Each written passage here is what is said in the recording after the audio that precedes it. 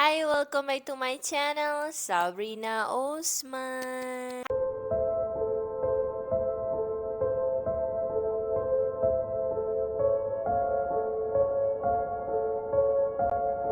Hai guys, bertemu lagi kita di video kali ni.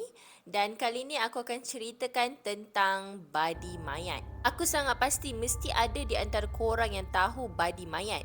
Tapi untuk yang tak pernah dengar badi mayat tu apa, jom aku ceritakan. Kata seorang pengamal perubatan Islam, badi ni adalah sesuatu yang mempunyai kaitan secara langsung dengan makhluk halus. Sama ada itu mayat manusia ataupun haiwan, kedua-dua tu mempunyai elemen yang berkaitan dengan alam gaib dan dalam masa yang sama dia mampu mempengaruhi manusia. Selalunya orang yang terkena badi mayat ni dia berkaitan dengan psikologi diri dia sendiri tau.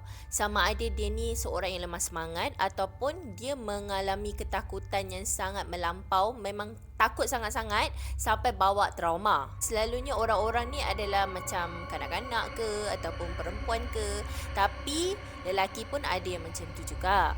Disebabkan dia pernah mendengar cerita-cerita seram berkaitan dengan mayat ke, dia akan buatkan orang tu terbayang-bayang sesuatu yang menakutkan.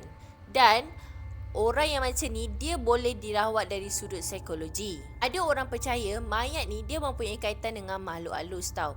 Jadi badi ni dia menumpang pada mayat tu.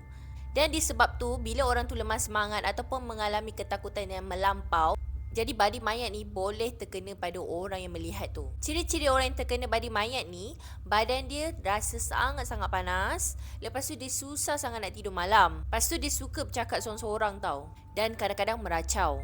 Dan akan hilang selera makan sampai badan dia jadi kurus kering. Ada seorang perempuan yang ambil jurusan perubatan.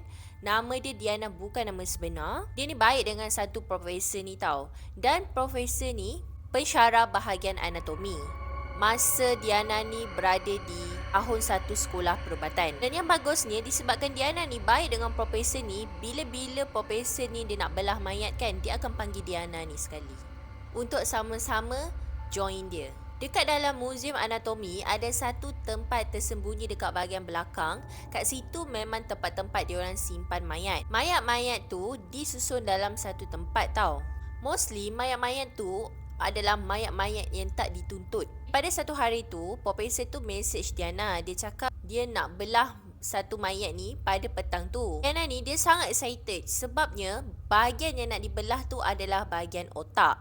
Dan Diana ni dia memang suka sangat subjek neurologi masa dia berada dekat tahun 1 dulu. Tapi biasanya dalam proses memotong ni 5% je yang dia dapat buat. Selebihnya profesor dia yang akan buat. Sebab prof ni sangat perfectionist. Sebab ialah nak berurusan dengan mayat yang pernah jadi manusia kan.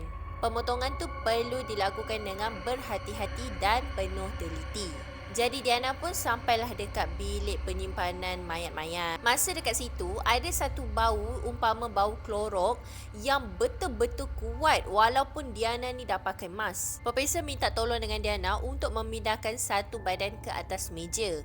Berat jugalah badan tu kan. Dan dia tengok muka mayat tu semua dibaluti dengan kain putih. Diana perasan yang badan tu dipenuhi dengan tatu. Jadi Diana pun curious. Dia pun tanya pada profesor dia, yang badan ni daripada mana?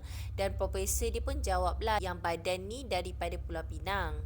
Dan badan ni tak dituntut, sebab tu diserahkan kepada universiti selepas beberapa bulan. Profesor dia mengarahkan Diana untuk buka kain putih yang membaluti mayat tu tadi kan. Tapi Diana ni macam tangan dia terketar-ketar lah. Walaupun ini kali ketiga dia tolong profesor tu, tapi dia still rasa macam takut-takut sikit kan. Sebabnya dia tak pernah tengok pembedahan otak ni. Bila je dia buka kain putih tu, dia rasa macam terkejut. Sangat cuak tau. Sebabnya memang mengerikan. Mayat tu pucat lesi. Sebelah biji mata dia ni terbuka dan juga terjegil. Sebelah mata dia pula tertutup. Mulutnya terbuka sikit tau.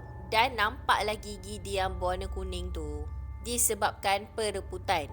Walaupun terendam dalam cecair pengawet. Masa dia sentuh je kepala mayat tu, dia dapat rasakan yang badan mayat tu sangat-sangat sejuk. Walaupun dia pakai sarung tangan getah. Dan muka Diana ni berubah pucat lesi. Sampaikan profesor tu tanya Diana ni okey ke tak kan. Lepas tu Diana ni tipulah. Dia cakap terlampau sejuk mungkin sebab suhu bilik ni kot. Proses memotong bahagian otak tu pun berjalan dengan lancar tau. Dan profesor ni dia sangat pantas, expert dalam potong memotong ni. Profesor tu pun bagi peluang pada Diana untuk bantu dia juga dalam proses memotong tu. Selepas 2 jam, bahagian otak tu dah dikeluarkan dan direndam dalam satu cecair. Diana pun mengucapkan terima kasih di atas segala tunjuk ajar dan ilmu yang profesor ni bagi pada dia. Dan macam biasa, profesor ni dia akan pesan tau pada Diana, lepas ni jangan terus balik bilik. Pergilah mana-mana dulu, pergi makan ke, pergi jalan ke. Nanti bila dah lewat-lewat sikit baru balik bilik tau. Profesor tu dia pesan macam tu sebab dia kata takut ada yang mengikut balik. Masa Diana ni nak pergi ke kedai makan, tiba-tiba perut dia ni rasa sangat sakit tau. Jadi dia pun berlarilah ke asrama dia tu dan dia melepaskan hajat dia dekat dalam tandas. Habis dia menunaikan hajat dia, dia terus je masuk ke dalam bilik dan dia lupa pesanan profesor tu tadi. Masa tu Diana terus tertidur sebab dia rasa macam terlampau letih kan. Dan pada waktu tu juga bukannya hari Minggu tau, dia hari biasa, tapi kira macam cuti SEM lah. Semua orang balik ke kampung kan. Dia je yang tinggal dekat asrama tu sebab dia nak join banyak aktiviti dan dia nak study jugalah. Dia tak balik ke kampung dia. Masa dia terlelap tu, dia bermimpi buruk tau. Dia bermimpi yang dia didatangi satu lembaga yang seiras dengan mayat yang dibelah tadi tu. Dan mayat tu berbaring kat sebelah dia dengan dibaluti dengan kain putih ibarat pocong tu. Cumanya muka dia tu tak dibalut lah. Dan muka dia pandang dekat Diana ni sambil menyeringai macam tu. Apa lagi, Diana pun terkejut dan terjaga. Pada waktu dia terjaga tu, dia tengok bilik dia ni sangat suram, sangat gelap lah. Sebab masa dia tidur pukul 4 petang tadi tu, dia tak buka lampu pun. Dan pada waktu tu dia tengok jam dah menunjukkan pukul 6.45 petang. Jadi Diana pun bangunlah cepat-cepat untuk pergi mandi dan solat. Jadi masa dia sampai dekat bilik air, masa dia tengah basuh muka dia, dan bila je dia angkat muka dia, dia pandang cermin, tiba-tiba dia ternampak ada satu susuk tubuh dekat belakang dia tau. Korang bayangkanlah, pandang cermin lepas tu ada something dekat belakang. Lepas tu disebabkan dia terlampau terkejut tu, dia pun toleh lah ke belakang kan, nak tengok siapa kan. Bila dia toleh, tak ada siapa-siapa pun. Masa tu dia cepat-cepat ambil wuduk. Lepas tu dia terus berlari masuk dalam bilik dia untuk menunaikan solat. Dia rasa mungkin itu mainan perasaan dia je kot. Walaupun satu dalam mimpi dan satu lagi memang real-real tadi dia nampak. Cumanya dia rasa macam tak apalah, dia pun baca ayat kursi berkali-kali. Masa tu dah lah tinggal dia seorang je dekat asrama tu sebab yang lain semua balik kampung kan.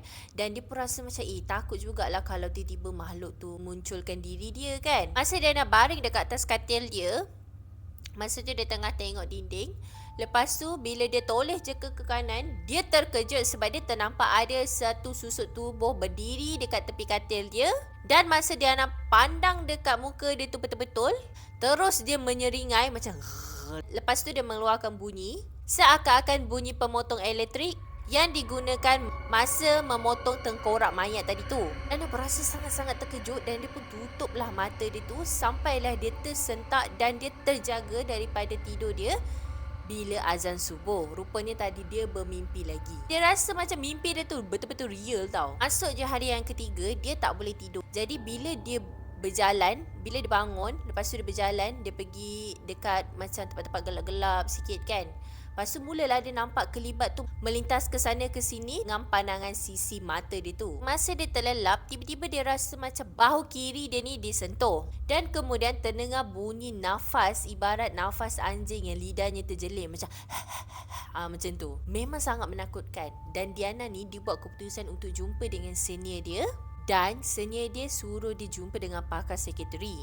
Dan Diana ni dia menyembunyikan hal ni daripada profesor yang baik dengan dia tu lah. Sebab dia dah langgar pesanan profesor tu kan. Jadi dia tak nak lah beritahu profesor ni yang dia kena gangguan. Diana ni dia pergi jumpa sendiri dengan salah seorang sekretaris merangkap pensyarah dia sendiri. Dia ceritakan segala-galanya pada doktor ni tau. Lepas tu doktor ni bila dia diagnose Diana dengan Post Traumatic Stress Disorder (PTSD), dan dia ni diberi dengan 2 jenis ubat. Masa dia balik ke asrama, Jadi dia pun nak siap-siap mandi dulu dengan solat kan. Masa dia tengah mandi tu, dia rasa bahu dia ni disentuh lagi dan dia cepat-cepat toleh. Bila dia toleh, tak ada apa-apa pun. Dan selepas mandi dan dia dah solat asar kan, dia pun terlelap sebab kesan daripada ubat-ubat tu membuatkan dia rasa sangat mengantuk.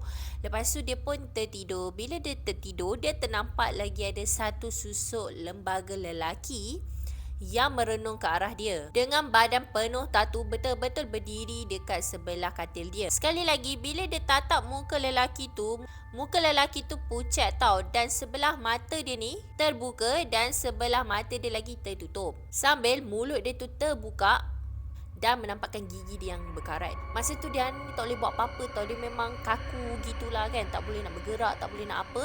Dan susuk tu dia menghampiri Diana dan betul-betul dekat dengan telinga dia, bernafas macam anjing tadi.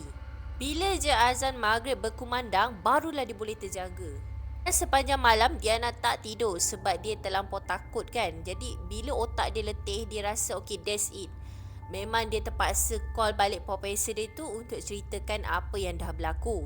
Jadi profesor tu pun suruhlah Diana ni datang ke rumah dia.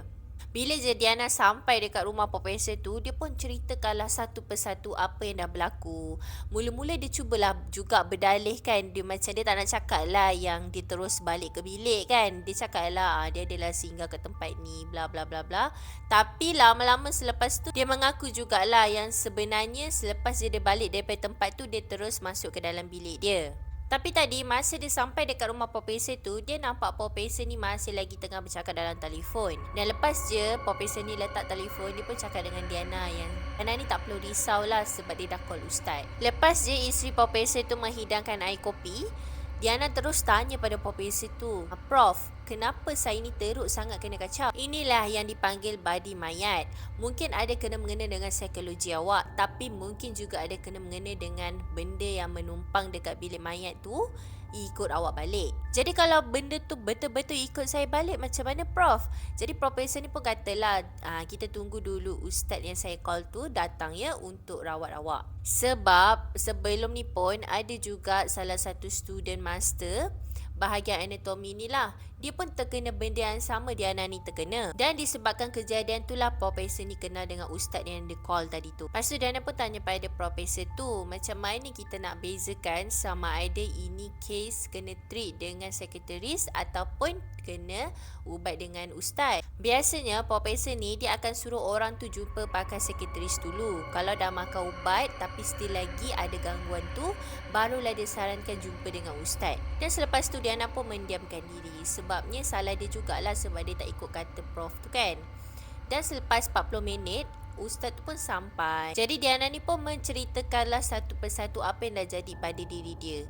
Dan ustaz tu suruh dia minum air yasin yang ustaz tu bagi.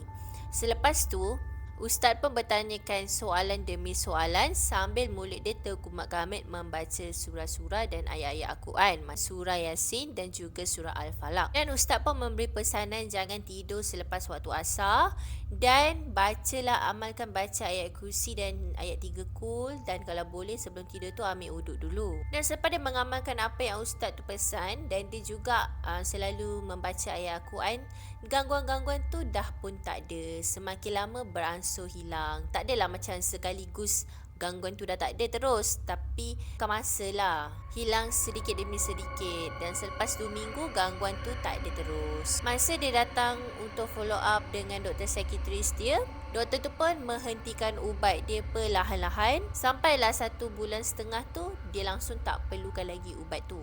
Kadang-kadang kan, kalau ikut daripada mental kita ni, kalau kita tengok sesuatu yang mengerikan, yang menakutkan, contohnya macam kita ternampak ada satu kemalangan tu, lepas tu mayat tu penuh berlumuran dengan darah, memang mengerikan lah keadaannya kan. So itu pun boleh mengganggu psikologi kita. Ataupun kita nampak mayat tu rupa dia buruk ke, ataupun tangan dia terputus ke, ataupun badan dia terluka, terbelah ke kan. Jadi benda tu semua mengganggu emosi kita, mengganggu psikologi kita.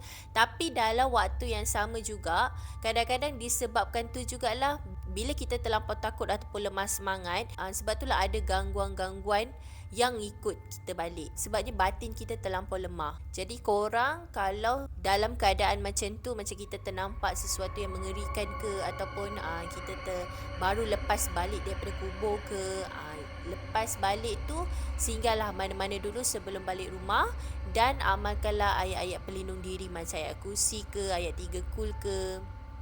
Dan lepas balik tu terus je mandi. Jangan terus tidur. Terima kasih untuk korang yang dengar ceritaku sampai ke penghujungnya.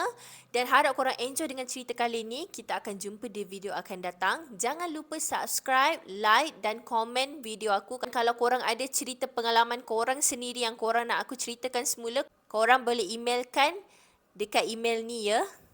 Terima kasih guys. Bye.